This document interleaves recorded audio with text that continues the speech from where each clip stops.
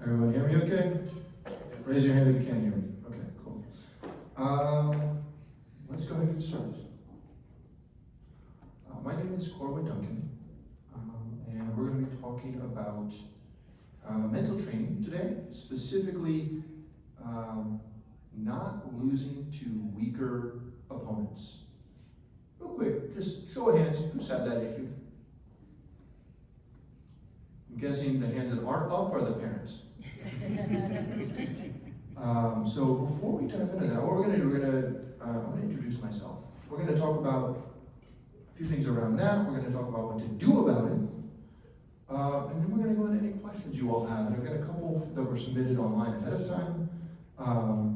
And so hopefully if I can wrangle my computer and my focus at the same time, then we're going to get into those as well. So, to introduce myself, my name, as I said, is Corwin Duncan. I run SharperMind Training, a mental coaching business.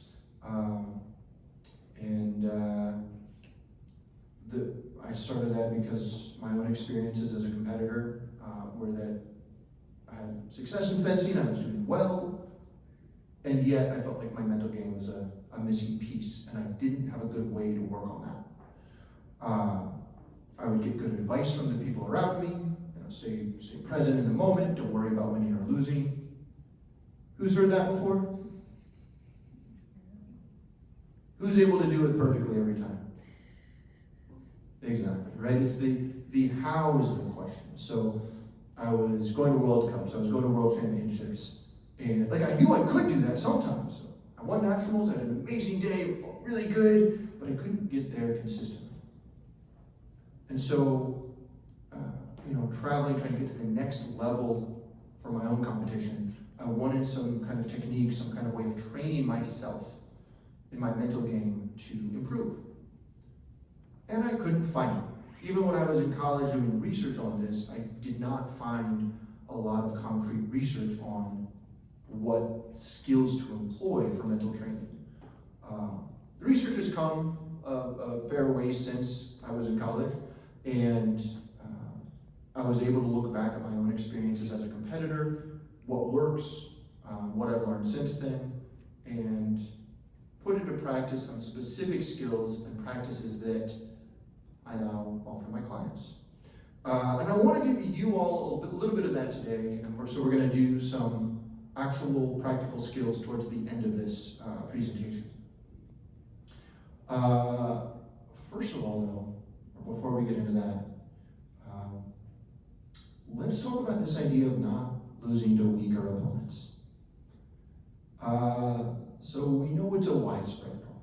Pretty much everyone who's fenced for more than a couple months has had this happen at some point, especially someone who's competed at a significantly high level. But the first problem is even in how we frame it, even in how we're looking at this issue, not losing to weaker fencers. How else might we express that same idea? This is a question for the audience. Anybody feel free to chime in, raise your hand, yell it out. What's another way to say not losing? Winning, exactly. But when you're going up to fence somebody who you're like, this is an inexperienced fencer, they're shorter than me, they have worse technique than me, I got it in their bag. It's easy to go, oh, well, can't lose that one. It'd be a bad one to lose, right? Ever had that thought, fencers? Ever had that thought, parents? Well, no way they're going to lose this one, right? So, hearing some sounds make me think some people feel a little called out right now. Not coming for anyone. I've done that too, plenty of times. But what we're really thinking about when we're focused on, I'm not losing to this guy, is we're, of course, looking at the negative, looking at the worst case scenario, looking at how bad it's going to feel if that happens. And there's all the cliches about, well, look on the bright side, or there's two sides to everything, or there's always the positive and the negative. And they're all true, because you are making mistakes. I guarantee it. Every time you're fencing, you're doing something wrong. And you're doing something right. I want you, just everybody, take a moment and think about a time that you did something right.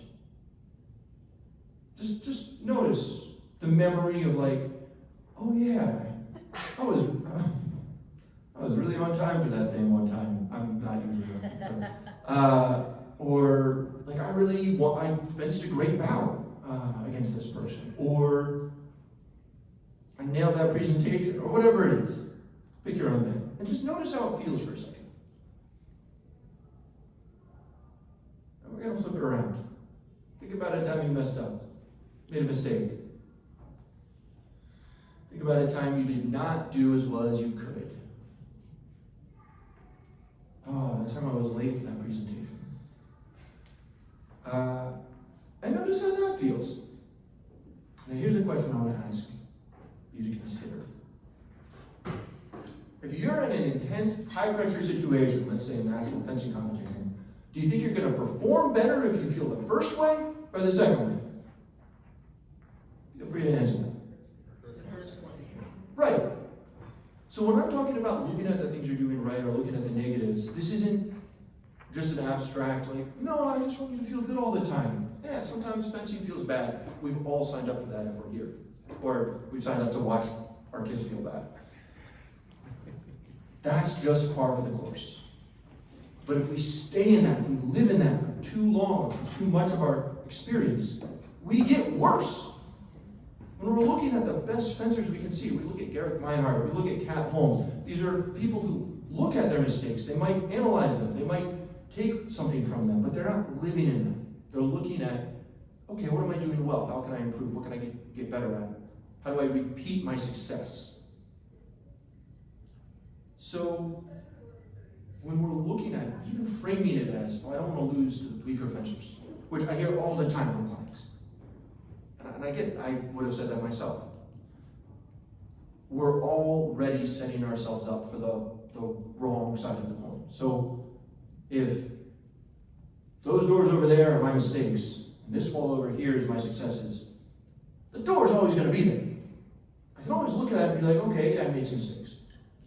But I want to mostly be over here by this wall because it's going to help me feel confident the way I want to feel when I'm performing. So, very first thing, just outlook, just framing. Second thing is the expectations we put on ourselves when it comes to, okay, this person is weaker than me, I'm better, I'm expecting myself to win. What's the problem with that? You're setting yourself up. Setting yourself up for what? You're not wrong. Disappointment as well. But the other big thing is you're kind of disconnecting yourself to where you are in the moment. You're saying, well, this is where I think I am or where I think I should be, not how am I actually doing today. And yeah, you're setting yourself up for a big disappointment if it doesn't go well. You're like, oh, wow, that was bad. Instead of, oh, maybe I did something right in that bout. There were obviously some mistakes. What we're mostly talking about when we're talking about losing to weaker fencers is fencing below our level. Fencing worse than we expect ourselves to fence. Things I hear from parents, oh, he doesn't move on the strip. Like, he just freezes up. She's hesitant. She just has no confidence. She doesn't fence like she normally does. I can tell when she's doing well. Any parents have that moment, they're like, I know what good fencing looks like for my kid, and this isn't it. Any fencers have that moment where in the moment you're like, this is not my best work. It doesn't feel good. So what we want from ourselves is we want to fence at our level. We want to fence as well as like our baseline standard. So there are ways to do that or get closer to that more consistently. Well, first we're going to talk about even the problem with that expectation. I'm gonna draw a few lines on this beautiful illustrative whiteboard here. And we're going to see, I'll use this. We're going to see which one you all agree with. This is a line that represents your level of fencing over the course of a year, let's say. Who thinks it's like this? Pretend that's perfectly straight. My arm is. All right, fencing is level over the course of the year. Anybody else? Raise your hand. All right, who thinks it looks like this?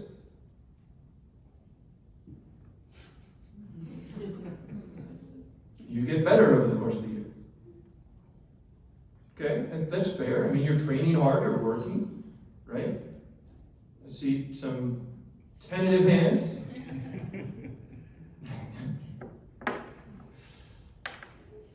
Don't mind the difference in color. Who thinks it looks like this?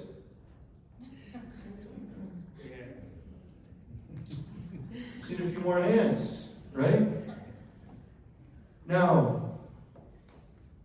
the red ascending line is still the average of that, roughly. I mean, I'm not a statistician here. But we've still got an upward trend. What's the difference? Yell it out.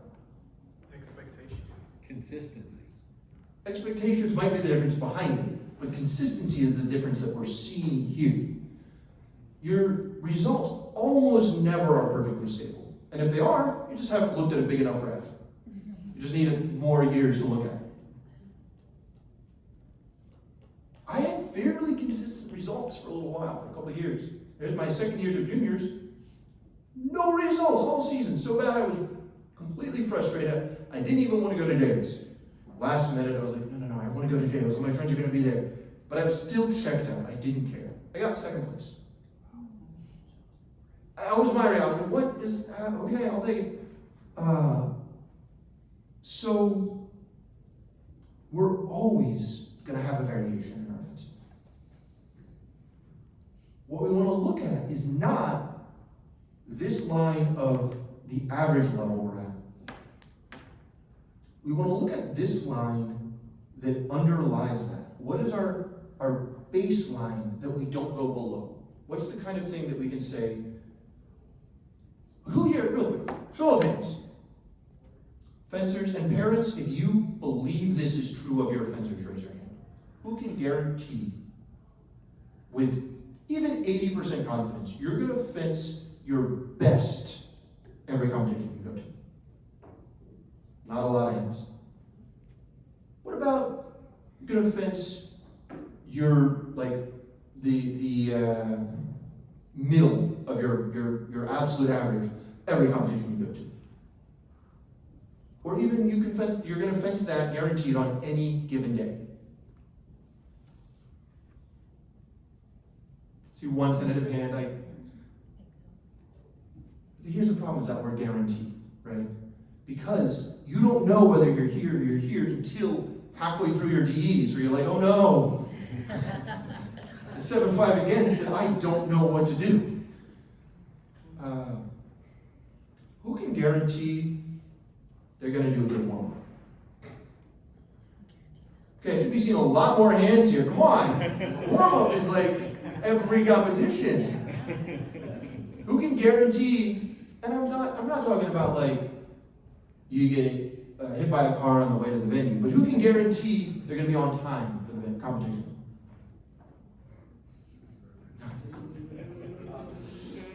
Listen, I've been late for a lot of things in my life, but airplanes and fencing competitions are the two things I'm on time for. Because I know they don't wait for me. Who can guarantee they're going to go to bed at a decent time the night before? All right, if that one is not a raised hand for you, then I might have some clarity on why you're losing to weaker fencers. Because they're getting a good night of sleep. Now, you can't actually guarantee you're going to sleep well that night, right? I had a client, he was doing very well, he was doing all the things we talked about. He went to a competition, Capital Clash, First day, he fenced great, got a very good result. Second day, not so much. I saw him the following week. I was like, hey man, really good job on that first day. He's like, yeah, thanks. I was like, what happened the second day? He's like, oh yeah, this. And I was like, all right, well, what about, he's like, oh, I was kind of tired. I was like, something interrupt your sleep? He's like, yeah, the fire alarm went off for an hour in the middle of the night. Like, okay, nothing you can do about that. You just show up the next day, do your best. But failing that, you can say, okay, I need to go to bed by 10. I need to go to bed by 9. Whatever. I'm just going to do everything I can to make sure that happens. Which of these lines are we talking about here?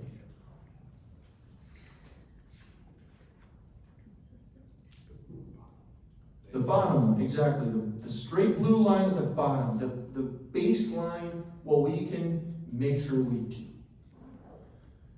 Because there is a level of fencing that you know you can be at. Maybe not in performance, but in just preparation. And all the things you do around your fencing. So,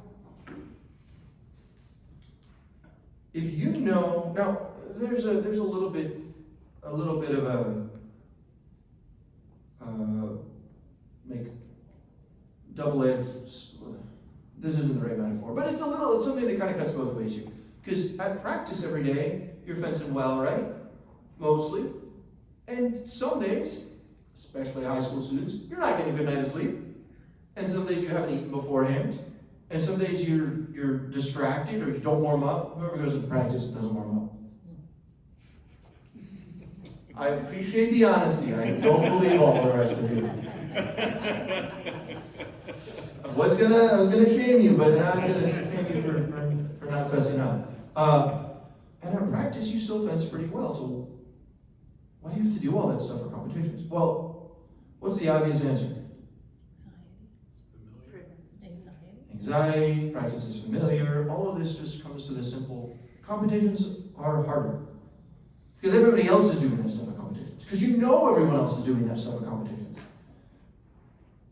Especially that kid who's only been fencing for half as long as you and kind of looks like they forgot how on guard position is supposed to work, but somehow sticks their hand out and does a counterattack and you miss and they get that last touch, 5-4, 15-14.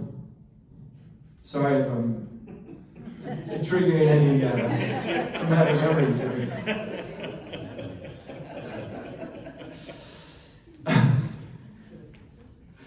Yeah, I've been there way too many times myself. So, what's the gist here? And let's go a step farther. You can warm up. You can get good sleep. You get on this strip, what can you guarantee? You're going to be in a good on guard. You're going to do good footwork. You're going to make a preparation or two or, a bunch. Let's say you're Epe, you don't really need to have a plan. It's good. You don't need to. It's good. Don't figure it out. Saber, you better have a plan. It doesn't have to be a good plan. Okay, but you have to have a plan. So those are things that you can say, I'm gonna do this. Win or lose this bout, I don't care. I'm not gonna worry about if my opponent looks wonky or seems inexperienced or is a lot shorter than me. Because I have seen those wonky looking short fencers medal in national competitions at a high level a lot of times. It's not just because people underestimate them, it's because they can be very good. I'm not saying every short awkward fencer is good, but some of them are good. And if you're a short awkward fencer, keep it up.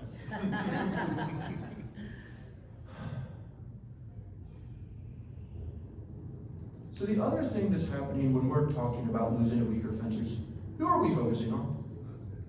Them. The other person. How does that help our fencing? No, it doesn't. Who's ever fenced about and been thinking about the following bout?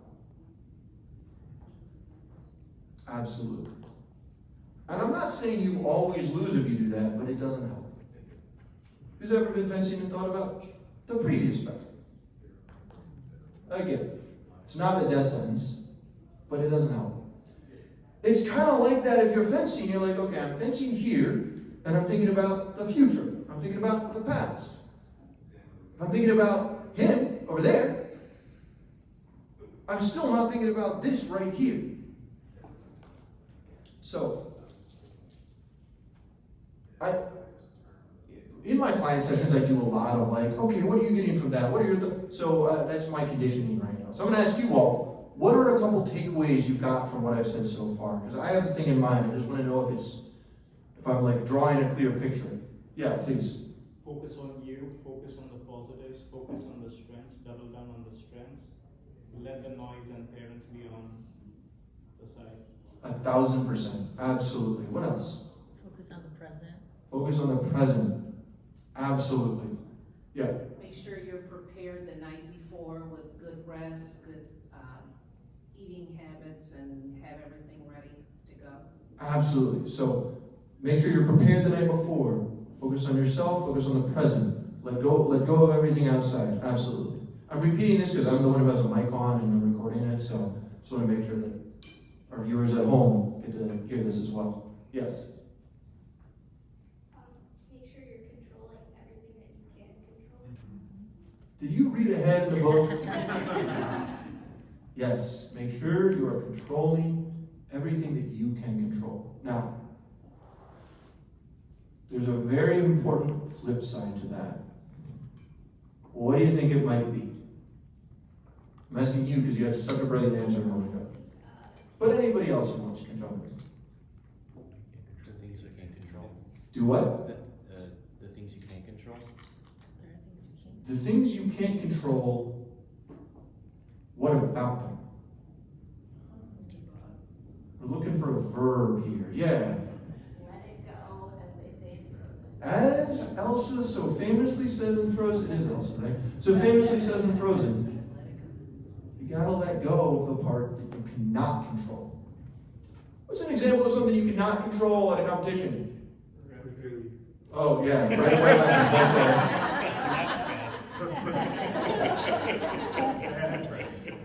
Who's ever tried to control what the referee is doing? No, sure, parry pose. I was all in the strip. Yeah, did it work? No. Very, very occasionally at local events with bad referees, it works. But it shouldn't. Don't count on it. Referees are a big one. What else can you not control? Your opponent. Anything your opponent does outside of your control.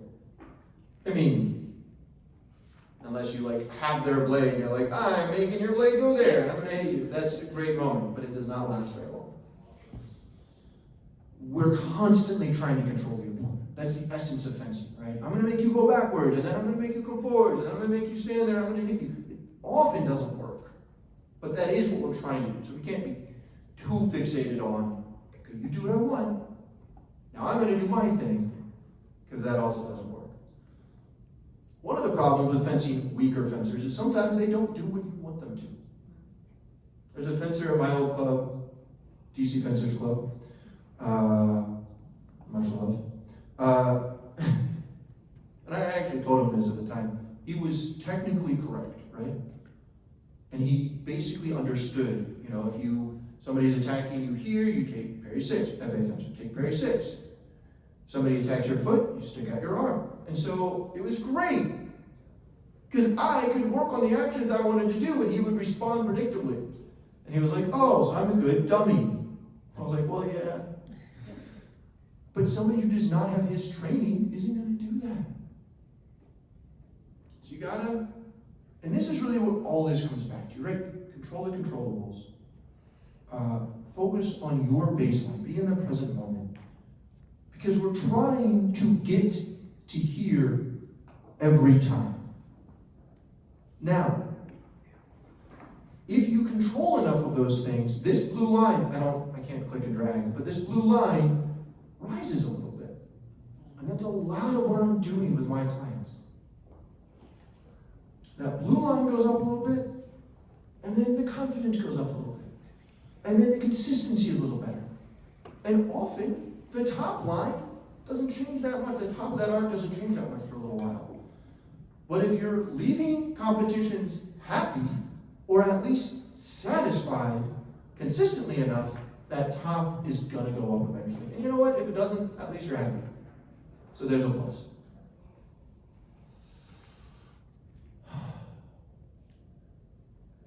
To go back to something a minute ago, what's the most important thing you cannot control at a competition?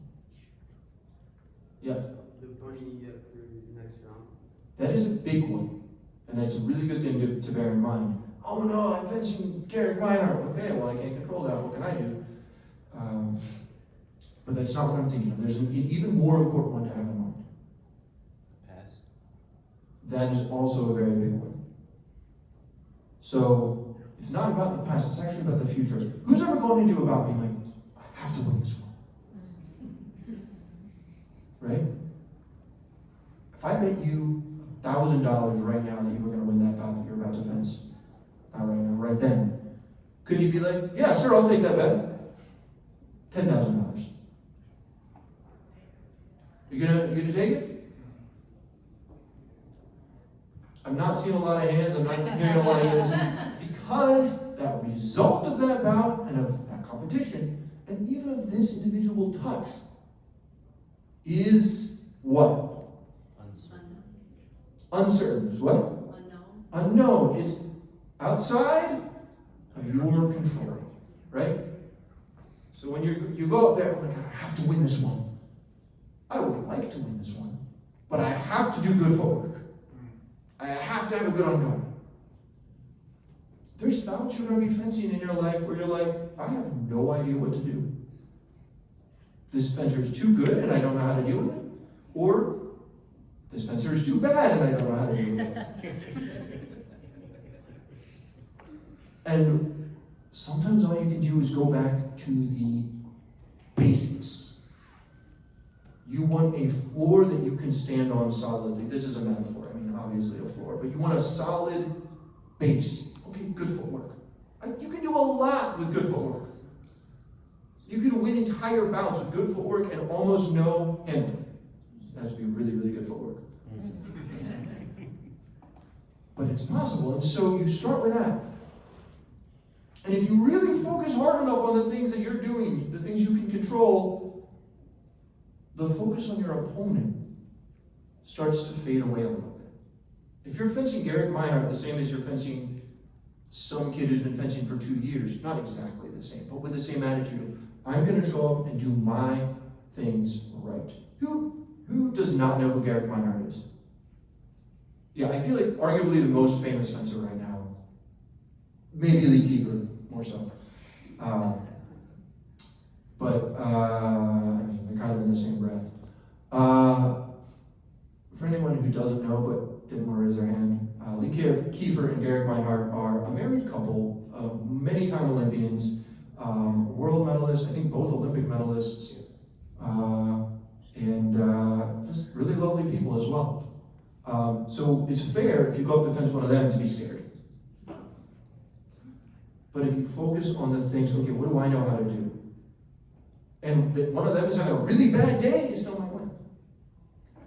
And if you're fencing against somebody who's not that good, not that experienced, and you really focus on, okay, what is my preparation?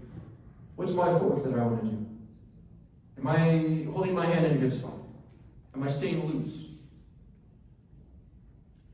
Then you're going to be much more likely to fence in a way that's going to win that bout. It's not guaranteed, but it's a lot more likely. All right, I am going to pause, check the time, check my notes. You know what? Real quick before that, any other questions about that stuff I was saying right there? Okay.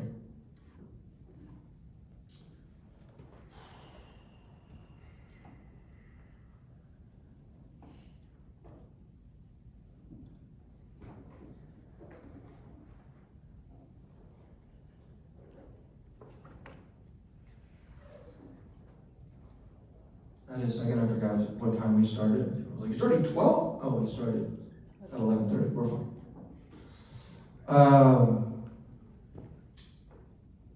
So, we talked about focusing on the present. We talked about how that can be difficult. I think we talked about that, right? Who's ever been like, yes, I'm going to stay focused on the present. I'm going to ignore my parents or all the other stuff. And then not have that work out perfectly. Right? I'm going to let go of that last bout or that last touch. Not happening. I'm going to let go of the fact that this person I'm fencing, I am pretty sure I'm going to beat, but I'm still a little nervous about it. It still stays there, right? Just had that happen. Any of those things just stay with you when you don't want them to. So, how do we take these other things we've been talking about and use them on a practical way, on a practical level, to make it so we can actually let go of the things we want to let go of?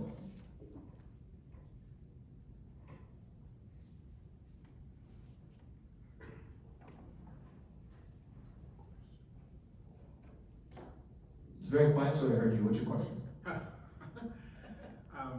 My son Scott, sometimes, and this is not letting go of things, but sometimes if there's a bad call or something that angers him, he uses that to catapult him forward and actually do a little bit better.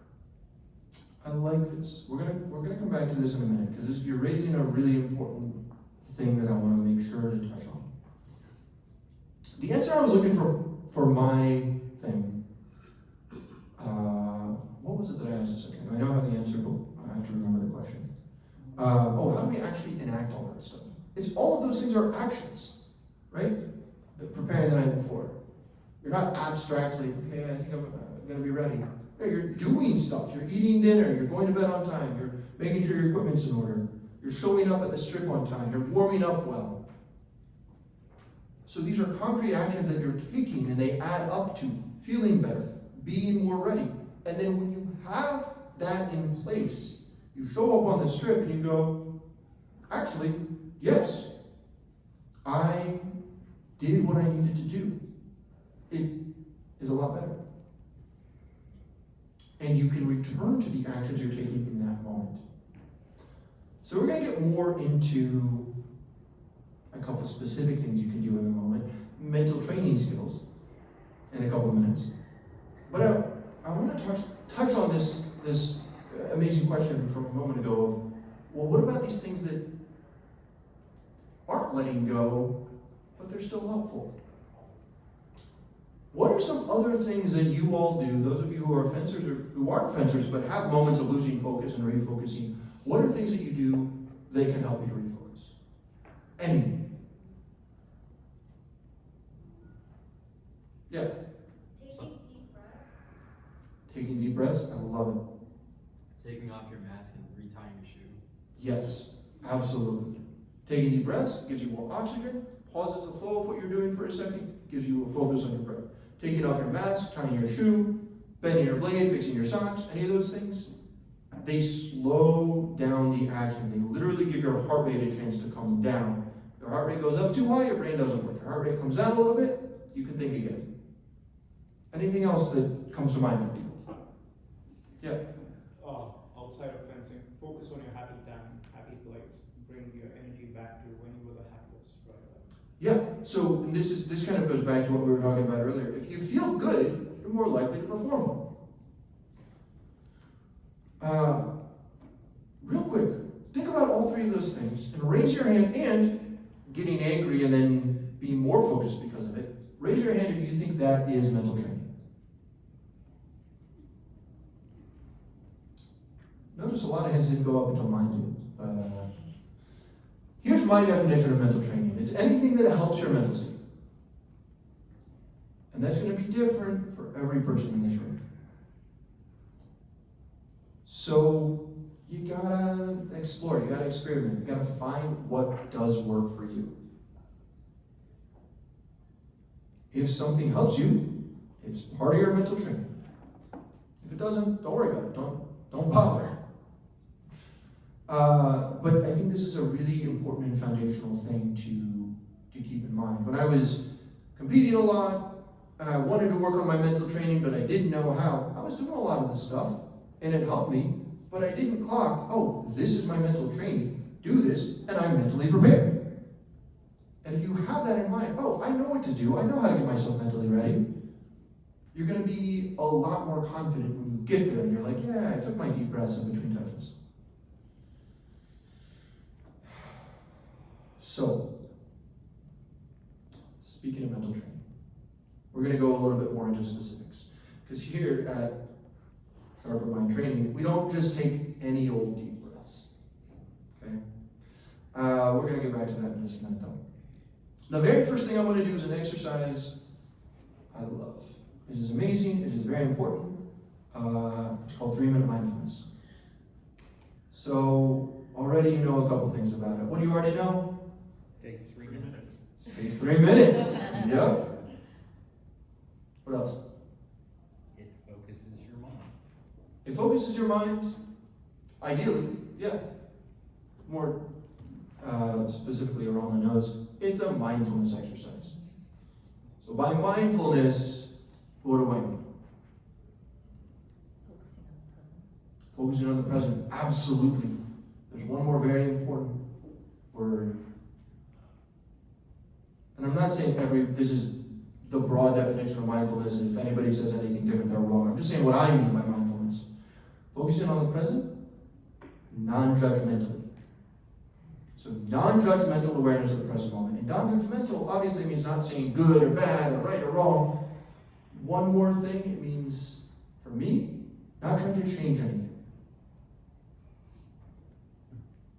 So, we're going to do this exercise. It's going to be 3 minutes of putting your attention on a different thing for each of the 3 minutes. The first minute, your attention will go to your thoughts. The second, your breath. And the third, your body and the physical sensations you're feeling in this moment. Any questions? All right. And as you're doing it, try to just sit, exist without changing anything, without moving, whatever. Without turning off alarms if they go off in the middle of it. But before we begin, take a second to make sure you're sitting up nice and straight. You're in a comfortable position, so you can go for the whole 3 minutes without moving. And once you've done that, take a nice deep breath. Close your eyes. And bring your attention to your thoughts. Notice whatever is passing through your mind. Observing without judgment, without any effort to change. You may find your thoughts are racing, or they could be moving slowly. You might have many thoughts or just a few.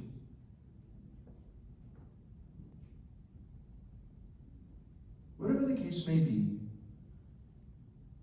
simply observe without judgment, without any effort to change.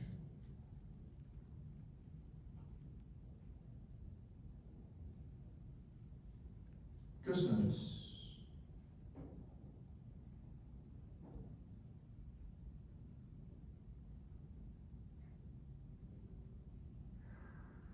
And move your attention now to your breath.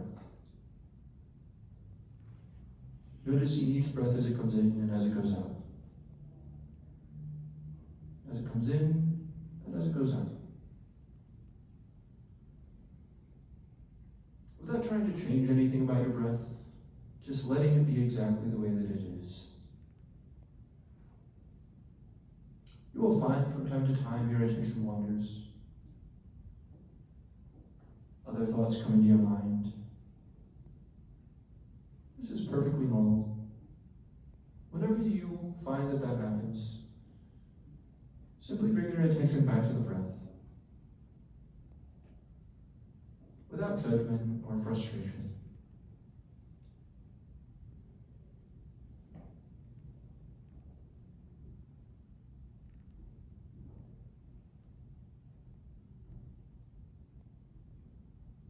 And now move your attention to your body. And whatever physical sensations you're experiencing in this moment.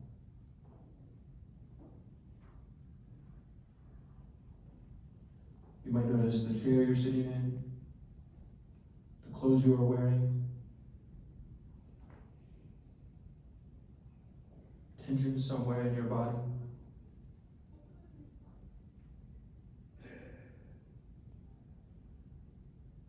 You will find some sensations are bigger, stronger, easier to notice. And some are smaller, subtler, harder to notice. Give more attention to the smaller, subtler sensations. And just observe without trying to change anything.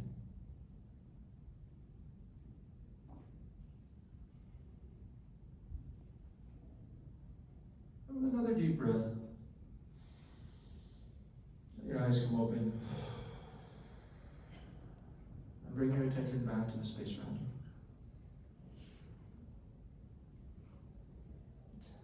How do you feel after that? Relaxed, calm. Pretty good, relaxed, calm, a chorus of calm. Anything else? What did you notice as you were doing So, when I focus on my breath and my body, my thoughts start slowing down. Love that. I love that awareness. Who else noticed that or realizes now that that was happening? Your thoughts were slowing down as you focused on other things in yourself. Yeah, wonderful. Who would rather their thoughts be absolutely racing while they're trying to get ready to fence? Yeah, not a lot of hands. My coach used to tell me, don't think, he's Polish. Koru, don't think. And he was right. If I could let my mind be clear and calm, whatever I needed would come. But if I have thoughts racing, I'm overthinking. I'm getting too caught up. I'm getting anxious. I'm getting frozen. Who noticed something in their body they weren't aware of before doing that exercise? See a couple of hands.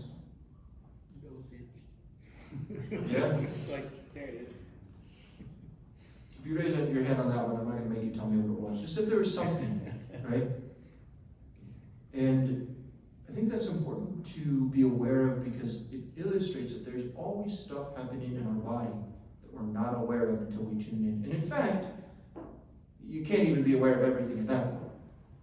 We're just usually so caught up in the outside world that we're not noticing the most basic of things in our body. And that's totally normal. It's going to happen day to day. We only have so much attention. But when we can bring it off of that and back to this for a moment, we become so much more present with ourselves. So how can you use this exercise for fencing?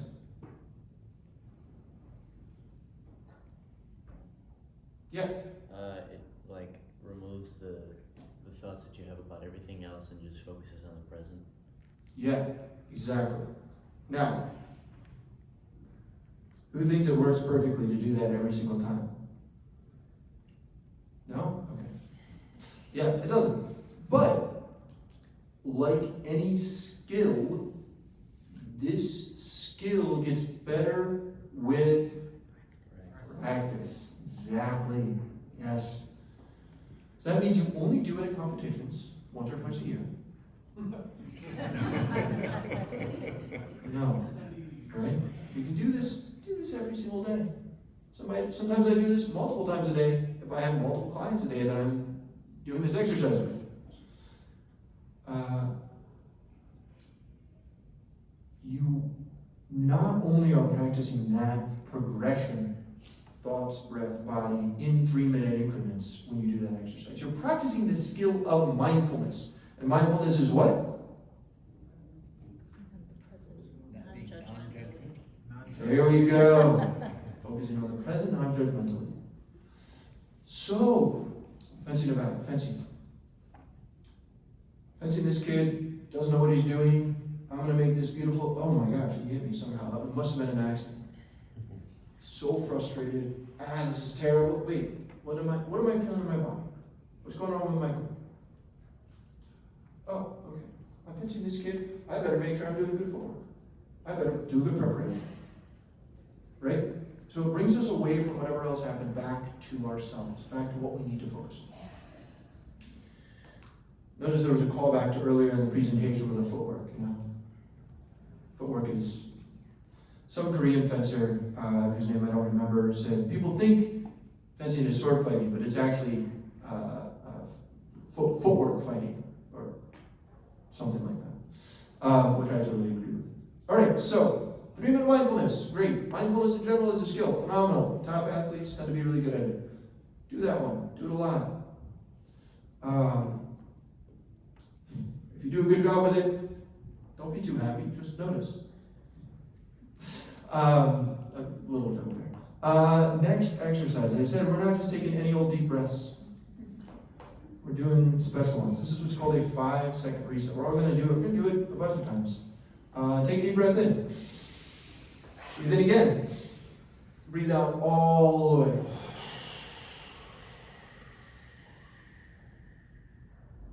Good. Again, in. In. Out. Now you breathe in, let your shoulders come up. In. In. Out.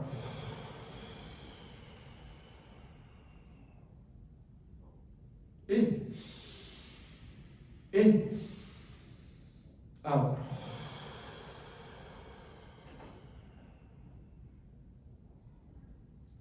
And relax, breathe normally. I'll let you stop there. Normally with clients I do that 8 times, so definitely good to practice that one more, right? When can you use that? Anytime is a good one. When someone gets a touch on you and you're really upset, great time to do a 5-second reset. Are you doing breathe in nose, breathe in, breathe out mouth? I typically do breathe in nose, breathe out mouth, yes. I believe having a ritualized way of doing it helps it to be a distinct skill and impacts your mind more. But where and how you breathe is not the most important thing in that exercise. What else can you use it? Somebody gets a touch on you, you're really upset. What else? Before the bout starts. Before the bout starts, really good one. After the bout? After the bout, also a good one. Also a good one. Really good bout. Oh wait, I need to calm down, focus for the next one. Really bad bout. Oh, I need to calm down, focus for the next one. Okay. Doing the last touch, like right before. Yeah, before the last touch. What other touch might you do it right before? The first touch. What else? Yeah. 14, 14? Absolutely. Yeah. 30 seconds. Yeah. Breath makes a bad call. Breath makes a bad call. Absolutely. There's a really specific answer I'm looking for. All these are correct, but there's an even more correct answer that I'm looking for. What other times might you do it? Before or after? Behind her head. Not the specific one I was thinking of, but you're not wrong. So, yeah. Before and after practice. Yes, I would say more so during practice, but yes. Here's the touch where you want to be doing this. Everyone! All right? Before every touch, after every touch. Now, if you don't, no worries. But it wouldn't hurt to find target to just say, every touch I'm going to be doing this exercise. We are not going to go into a ton of specifics, but basically, you get a little more oxygen in your lungs. You actually open up your lungs a little bit more. And what happens when you breathe out? Anybody know? What happens to your heart rate? Slows down. Exactly. You breathe in, your heart rate goes up a little bit. You breathe out, your heart rate goes down a little bit. So when we really emphasize that breath out long and slow, it gives just a little bit more for the heart rate to come down. What do we know about when the heart rate gets too high? Can't think. Brain shuts down. So, today we talked about not losing to weaker fences, right? And what's the issue with that? We're looking at the negatives immediately. We're also looking at our opponent. What do we want to be looking at? Ourselves. And what about ourselves?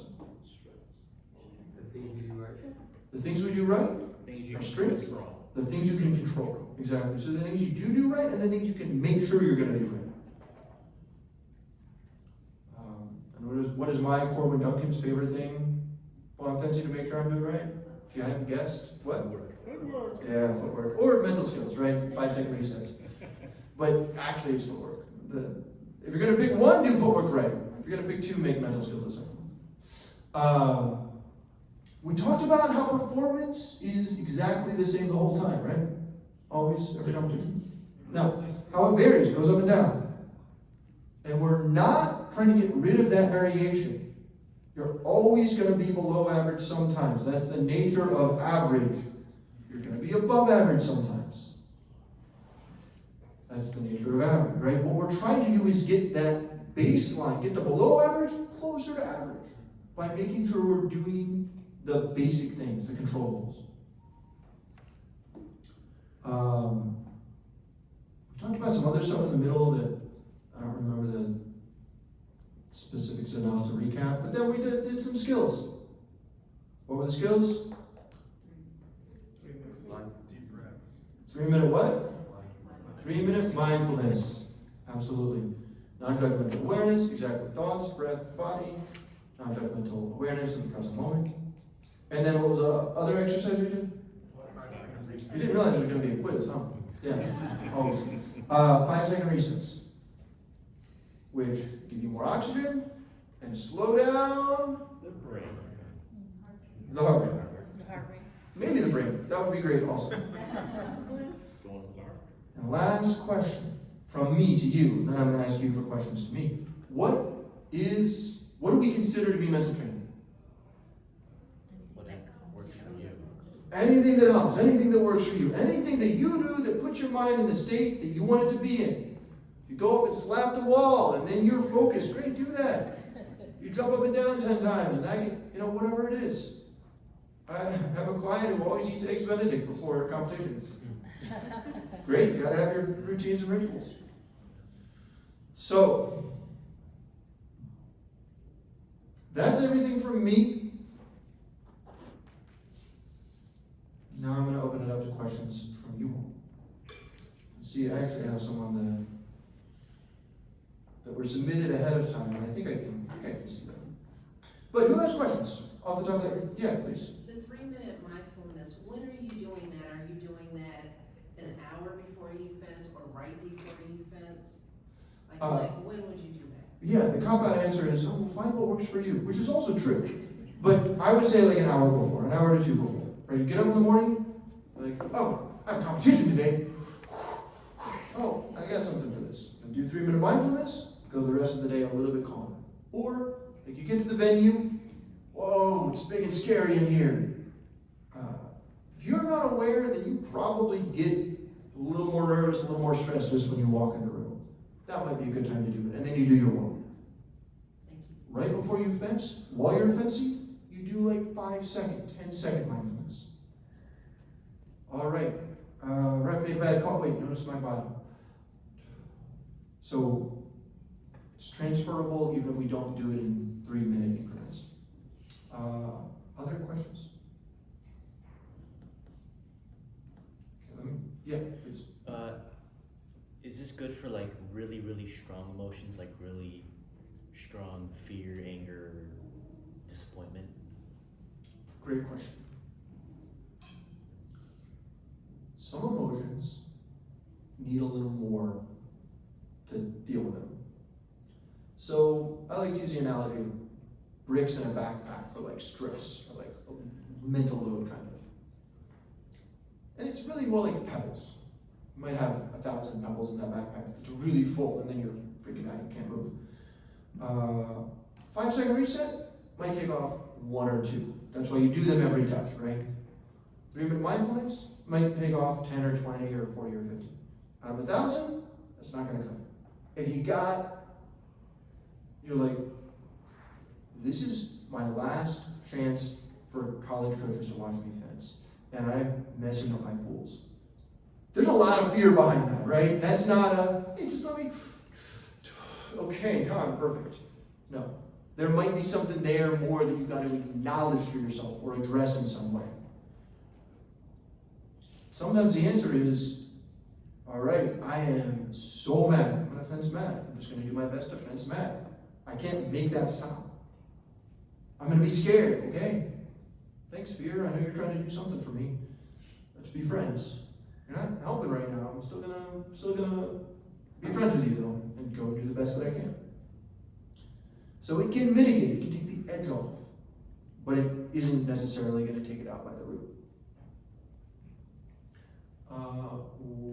You know what? I'm going to go with this one that was submitted online. How do I stop negative thinking when I'm not performing well during my bouts? And how can I prevent worrying about my opponent's next move? Who all has an answer to that one, just based on what we've talked about so far today? 5-second resets are a good one, right? They're going to help with a little bit of that mental load, helping your brain quiet just a little bit. But the other thing is, when you think about your mistakes, or you're worried about your performance, or your opponent's next move, which you don't know what your opponent's going to do next. You can make a guess, but that's what it is, it's a guess. You refocus on your own process, on your own controllables. Okay, I don't know what my opponent's going to do, but I'm going to be in balance and ready, whatever it is, right? I don't know what my opponent's going to do, saber fencer, but I'm going to make a really clear plan and stick to it, because less time to react and saber. Just gotta. My favorite saber expression is wrong and strong. What other questions do we have?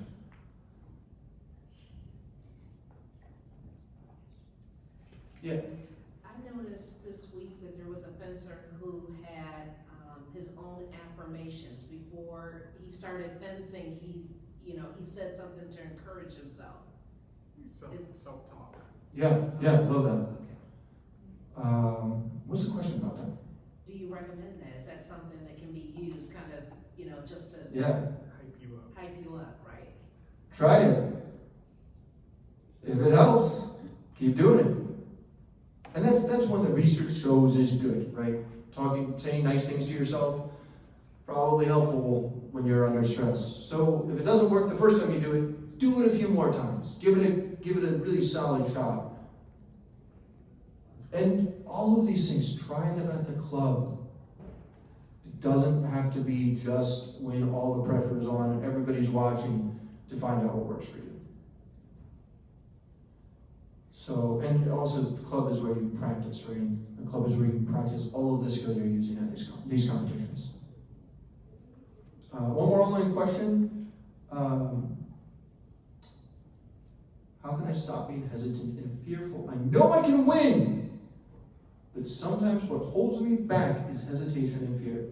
Who resonates with that one? Who's like, yep, I know I can win this, but I'm scared. You know you can win, but what do you not know? You don't know if you're gonna win, right? You don't know if you're gonna win, and so you're like, I don't want to take that risk. So you gotta accept the possibility you're gonna lose, because there's always that possibility. You gotta be willing to accept that. And then say, this right now, this year is my best shot. Win or lose, if I do this, it was the right choice. And win or lose, if I don't do this, it wasn't my best choice. And if you got two good options, well, pick one, And if it doesn't work out, sorry. You can't reasonably be mad at yourself for making a good decision that did not turn out well. You can't judge your decision based on the outcome. You can only judge your decisions based on your knowledge at the time when you made them. Yeah. It's an old saying, so I don't know if a lot of the young kids know, but you're never going to regret the things you do. You'll only regret the things you don't. Yeah. That's not always true for me, but it is better to lose a bout because you try too hard to win it than to lose a bout because you try too hard not to lose it. Yeah. What's your assessment on the kind of primal scream that everyone does after a good touch? Does that like self-hyping or affirmation, or what is, everybody does it, but. Real quick, every fencer in their room, if you are confused by the yell after the touch, raise your hand. The parents, what I can tell you is this, fence. Alright? It just happens. You just do it. And it's like, hey, you know, you're in the most, truly, almost nothing you will ever do in your life will be as intense as fencing. Well, there are a lot of things that are higher stakes, but very few things feel as intense in that moment. So focused, it's so intense. And all you're trying to do is this thing right here. This is done, that sky goes away. Yeah. And if it feels bad, it goes to, if it feels good, that comes out very often. So I'm a big, I feel like there's a lot less yelling post-lockdown, but it was like, don't anybody yell for good reason. I yell a lot. I'm big on that. It's not, don't yell at your opponent. Yell the other way, but yell. I was in Colorado for a couple years, and I like stopped fencing for a little bit, and then I'm in Denver, and I'm like, I'm gonna go back to training, and I fence in a competition, and I beat some kid who's like pretty good, and I was like, this is, and I'm winning the battle, getting touches, and I'm yelling so much that as like a kind of out of shape guy fencing at a mile above sea level, literally my vision starts to black out. I'm like, okay, Cor, I'm gonna walk it back a little bit here. You gotta calm down. So yeah, yelling yes. All right, any one more question? Yeah. Psychology between sort of pools and EEs, right? Like that transition period. Okay. The harder question that I don't have a good answer is how do you approach pools versus DEs? But the transition period, I think, is really important. Who just got in chills for a little bit in that break? Who on purpose uses it to get ready for DEs in some way? And that can be just kind of chill, but it's on purpose. Okay, good. So this is one of the things I go over again with my clients, because I used to make that mistake. And in fact, I would go into the break and forget that I had to eat something as soon as I could. Back when I was a junior, competitions were less well organized. There'd be an hour-long break between pulls and knees. You could chill, you could relax, you could eat, whatever. These days, it's a lot quicker. And if I didn't have food with me already, I needed to immediately go find food and eat it. So I make a plan for that, right? It doesn't have to be a rigid, intense plan, but just find something to do that you think will help you. Okay, I'm gonna take off my jacket, change t-shirts. I'm gonna eat a couple bananas or a sandwich. Then I'm gonna do 3-minute mindfulness, and then I'm gonna warm up again. Or it could just be, I'm gonna eat a couple bananas. Saber fencers, a shorter break, right? You just might be eat bananas. You don't have time to cool off or change or anything. You're just like, all right, back to the bag. Okay, back to the strip. Because saber goes so fast. But you want to pick something you think will help you, do it, and then if it does help, do it again next time. All right, folks, we're going to stop there. I will stick around. If you have any questions, please come up and talk to me. You want to schedule a time for us to talk? That QR code will help you do that. If you want to see how great I am, these are some things that my clients have accomplished. Otherwise, thank you so much for coming. Thank you for your participation in what you might not have realized was going to be an audience participation presentation. And best of luck to anyone that's still fencing.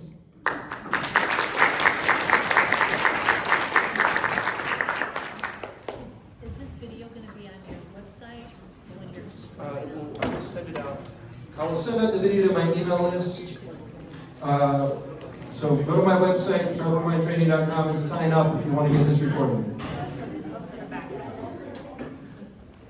As the old saying goes, If at first you don't succeed, keep on sucking till you do succeed.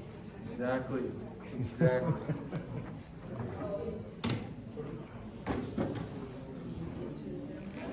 Could you do me one favor? Just look at the camera and tell me if my head is visible.